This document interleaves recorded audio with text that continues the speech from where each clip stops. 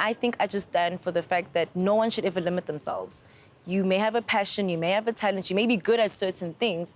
Pursue all of them. My name is Larona Moagi. I am an actress by profession. I play Itumeleng Mokoena on the river, and I've just graduated with my BA Law degree at the University of the Witwatersrand. I was quite academic. I was an academic kid, but I also had this other side. I loved reenacting things. I think my love for acting came about with the show Backstage. I think how old was I? Like four or five, yes. But I was that kid. I'd come home, I'd watch Backstage, and I don't know, there was just something very intriguing about that show. Like just seeing South Africa being reenacted like that and just different people coming together. Because I think it was the first show where, it was during the 90s, early 2000s. So before you had your shows where Ke Seven Dilan and Ke Makgoa Fela, and there's Backstage merged all of that. And I was like, this is really cool.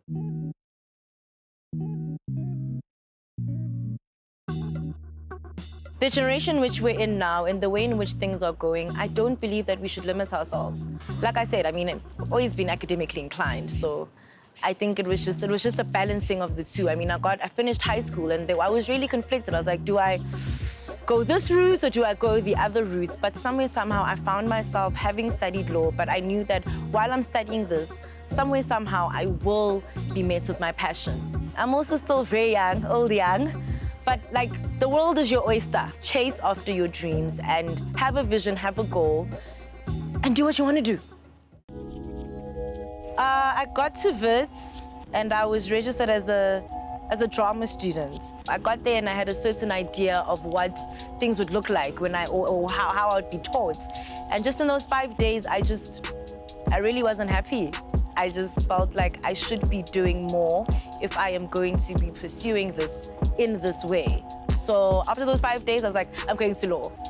So I did law and I felt so fulfilled. I heard about an audition happening for a new show which is coming about, and I went to the audition, and in my head I was like, it's a show, it's probably going to be on for like maybe 2-3 weeks, and hey, I didn't think that it was as big as it was till they said, we're casting you. And I was like, oh, I'm still like, oh, that's great, that's fantastic.